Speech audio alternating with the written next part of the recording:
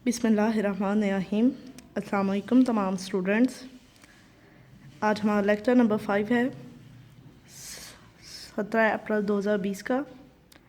Chapter number 1 तारीख़ पाकिस्तान, और उसका आज का जो टॉपिक है वो है हमारा मोहम्मद ख़ान जुनेजो का दौरे हुकूमत। मोहम्मद ख़ान जुनेजो का जो दौरे हुकूमत रहा है वो है 1985 से 1988 तक।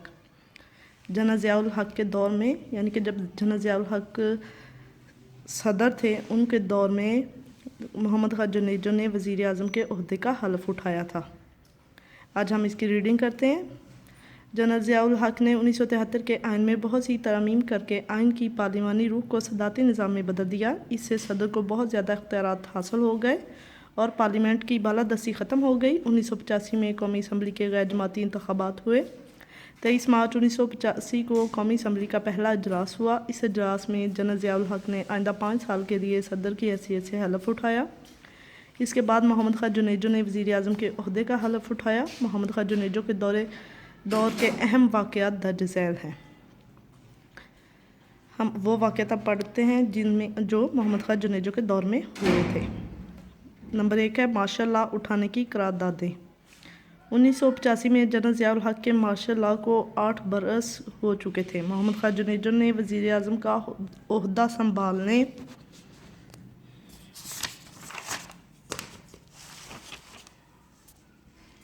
संभालने के बाद कहा कि मार्शल लॉ को ख़त्म हो जाना चाहिए। चनाचे मार्शल लॉ उठाने की करारदादें सेनेट, कौमी असम्बली और सूबाई असम्बलियों ने पास की। इसी तरह 30 दिसंबर 1985 को मार्शल लॉ उठाने का ऐलान कर दिया गया। नंबर 2, मोहम्मद ख़ान जुनेजो बतौर सदर मुस्लिम लीग। कौमी असम्बली के गैर जमाती अरकान को किसी नज़्म व ज़ब्त का पाबंद बनाने के लिए एक सरकारी पार्लिमानी ग्रुप तश्कील दिया गया। जनवरी 1986 में इस पार्लिमानी ग्रुप को पाकिस्तान मुस्लिम लीग का नाम दिया गया। मोहम्मद ख़ान जुनेजो को इसका सदर मुंतखब किया गया, जिन्होंने मुस्लिम लीग को मुल्क भर में फैलाने का सिलसिला शुरू कर दिया। सूबाई वज़राए आला मुस्लिम लीग के सूबाई सदर बन गए और इसके दफातर मुल्क में जगह जगह खोल दिए गए। मुस्लिम लीग को एक मुनज़्ज़म सियासी जमात बनाने के लिए निजी सतह पर प्राइमरी मुस्लिम लीग के नाम से मेंबर साजी की गई। नंबर 3 है गैर मुल्की दौरे। दुनिया के कई ममालिक ने पाकिस्तान से मार्शल लॉ के ख़ात्मे और जमहूरियत की बहाली को खुश आइंदा करार दिया। वज़ीर आज़म मोहम्मद ख़ान जुनेजो ने 1986 में तुर्की, जर्मनी और अमेरिका के कामयाब दौरे किए। इन दौरों में बाहमी दिलचस्पी के अमूर पर बातचीत हुई और मुख्तलिफ माहदात हुए। मोहम्मद ख़ान जुनेजो हुकूमत की तरक्याती प्रोग्राम। वज़ीर आज़म मोहम्मद ख़ान जुनेजो की शराफत, दयानतदारी और अवामी खिदमत को अवाम ने बहुत पसंद किया। 7 मरला हाउसिंग स्कीम, 5 निकाती तरक्याती प्रोग्राम, तालीमी शरह में इजाफ़े के मनसूबे और मुल्क की इज्तिमाई तरक्की के लिए इन्होंने भरपूर किरदार अदा किया। नंबर 5 सानिया ओजड़ी की कैंप। 1988 में रावलपिंडी और इस्लामाबाद के दरमियान वाक़या एक असला डिपो में अचानक आग भड़क उठी। इस हादसे में कई शहरी हलाक हुए। एक हफ़्ते की सख्त दौड़ धूप के बाद आग पर काबू पा लिया गया। वज़ीर आज़म उस वक्त सिंध के दौरे पर थे और सदर साहब कुवैत का सरकारी दौरा कर रहे थे। दोनों फ़ौरन इस्लामाबाद वापस आए। वज़ीर आज़म ने एक तहकीकाती कमेटी मुकर्रर की, जिसकी रिपोर्ट सदर ज़ियाउल हक़ को पेश कर दी गई। नंबर 6 जुनेजो वज़ारत की बरतरफ़ी। 1988 में सियासी हालात तेज़ी से बदलने लगे। जनरल ज़ियाउल हक़ और वज़ीर आज़म मोहम्मद ख़ान जुनेजो के दरमियान मुख्तलिफ़ अमूर पर इख्तलाफात बढ़ने लगे।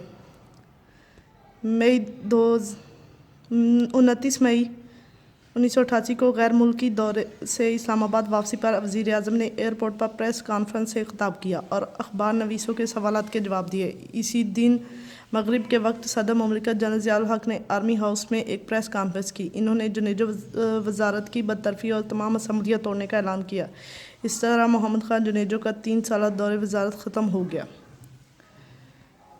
इसके बाद नेक्स्ट हमारा टॉपिक है जहाद, अफ़ग़ानिस्तान और महाजिरीन का मसला और पाकिस्तानी माशरे पर इनके असरात। जो जहाद में, जो अफ़ग़ानिस्तान में जो जहाद हुआ उसमें महाजिरीन का जो मसला बना और उन मसलों की वजह से जो पाकिस्तानी माशरे पर असरात मरतब हुए। 1979 میں روسی افواج کی افغانستان آمد سے پاکستان کے لیے ایک نیا چیلنج پیدا ہو گیا۔ جنرل محمد ضیاء الحق نے بڑے اعتماد اور حوصلے کے ساتھ دو ٹوک پالیسی اپنائی اور روسی افواج کی مداخلت کے خلاف ڈٹ گئے۔ نمبر 1، جہاد کا آغاز۔ افغانستان کے عوام روس کے حملے کے خلاف اٹھ کھڑے ہوئے اور جہاد شروع کر دیا۔ حکومت پاکستان کی اخلاقی مدد کے سبب افغان مجاہدین کے حوصلے بلند ہو گئے۔ مجاہدین نے ہر محاذ پر روسی افواج کو عبرتناک شکست دی۔ 1986 تک روس بالکل مایوس اور بے بس ہو گیا، تاہم جہاد جاری رہا۔ جب اسے اپنی شکست صاف نظر آنے لگی تو اسے اپنی جان کے لالے پڑ گئے۔ نمبر 2 ہے جنیوا معاہدہ۔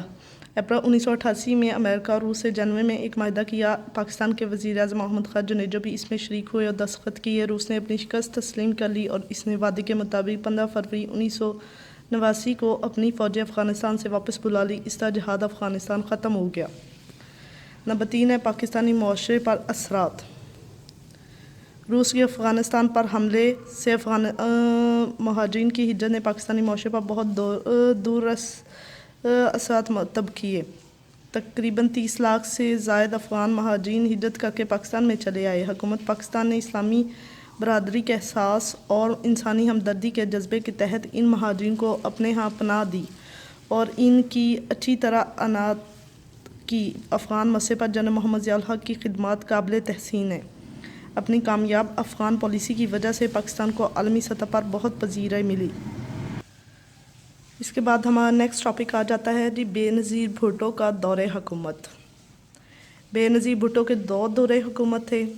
پہلا دور حکومت جو ان کا رہا وہ دسمبر 1988 تا اگست 1990 تک تھا، اور دوسرا دور حکومت اکتوبر 1993 تا نومبر 1996 تک تھا۔ بے نظیر بھٹو کا پہلا دور حکومت۔ پاکستان میں 1988 میں عام انتخابات ہوئے، جس کے نتیجے میں پیپلز پارٹی کی رہنما بے نظیر بھٹو پاکستان اسلامی دنیا کی پہلی خاتون وزیر اعظم منتخب ہوئیں۔ بے نظیر بھٹو کے اس دور کے اہم واقعات کو ذیل میں بیان کیا جاتا ہے۔ نمبر 1، بلوچستان اسمبلی کی برخاستگی۔ 1988 میں وزیر اعلیٰ بلوچستان میر ظفر اللہ خان جمالی نے بلوچستان اسمبلی سے ابھی تک اعتماد کا ووٹ بھی حاصل نہ کیا تھا کہ بے نظیر بھٹو حکومت نے بلوچستان اسمبلی کو برخاست کر دیا۔ بلوچستان ہائی کورٹ نے اسمبلی توڑنے کے اس فیصلے کو غیر آئینی قرار دیتے ہوئے اسمبلی کو بحال کر دیا۔ نمبر 2، صدارتی انتخاب۔ دسمبر 1988 کے صدارتی انتخاب میں غلام اسحاق خان نے نواب زادہ نصر اللہ خان کے مقابلے میں انتخاب جیتا اور صدر پاکستان کی حیثیت سے حلف اٹھایا۔ نمبر 3، پاکستان کی دولت مشترکہ میں دوبارہ شمولیت۔ 1972 میں پاکستان دولت مشترکہ سے علیحدہ ہو گیا تھا۔ 1989 میں پاکستان نے دولت مشترکہ میں دوبارہ شمولیت اختیار کر لی۔ نمبر 4، خارجہ پالیسی۔ بے نظیر بھٹو کی حکومت نے بھارت کے ساتھ محاذ آرائی ختم کرنے کی پالیسی اپنائی۔ جب بھارتی وزیر اعظم راجیو گاندھی سارک کی چوتھی سربراہی کانفرنس میں شرکت کرنے کے لیے پاکستان آئے تو بے نظیر بھٹو کی حکومت نے ان کے ساتھ اچھے تعلقات قائم کرنے کی پالیسی اپنائی۔ نمبر 5، سماجی بہبود۔ بے نظیر بھٹو کی حکومت نے ملک کی ترقی اور سماجی بہبود کے لیے پیپلز ورکس پروگرام شروع کیا اور عوام کو ملازمتیں دینے کے لیے پلیسمنٹ بیورو کے نام سے ایک ادارہ قائم کیا، جس سے ہزاروں لوگوں کو ملازمتیں ملیں۔ بے نظیر بھٹو حکومت کی برطرفی۔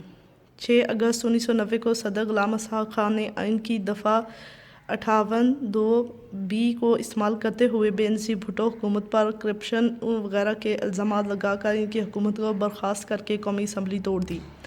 ان کا پہلے دور حکومت قریباً 1 سال اور 8 ماہ رہا۔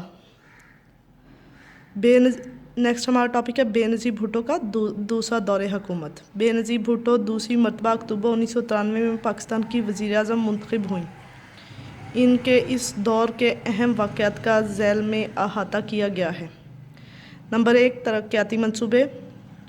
بے نظیر بھٹو کے دوسرے دور حکومت میں کراچی فلائی اوور برج کی تعمیر اور لاہور بائی پاس کی تعمیر وغیرہ کے منصوبے شروع کیے گئے۔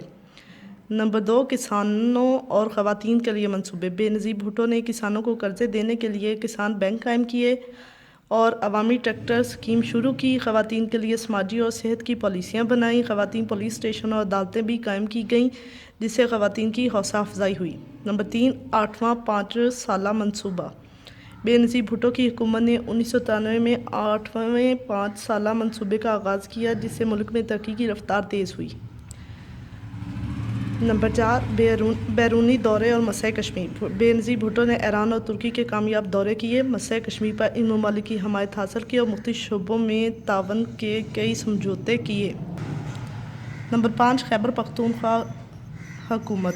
1994 میں خیبر پختونخوا میں مسلم لیگ کے وزیر اعلیٰ پیر صابر شاہ کی حکومت کو گرا کر پیپلز پارٹی نے آفتاب احمد شیرپاؤ کو وزیر اعلیٰ بنایا۔ بے نظیر بھٹو حکومت کی برخاستگی۔ صدر فاروق احمد لغاری اور وزیر اعظم بے نظیر بھٹو کے درمیان مختلف امور پر اختلافات پیدا ہو گئے جس کی بنا پر صدر نے آئین کی دفعہ 58(2)B کا استعمال کرتے ہوئے ان پر بدعنوانی کے الزامات لگا کر ان کی حکومت کو برخاست کر دیا۔ اس بار بے نظیر بھٹو کو قریباً 30 سال کام کرنے کا موقع ملا۔ یہ تھا آج کا ہمارا لیکچر اسٹوڈنٹس،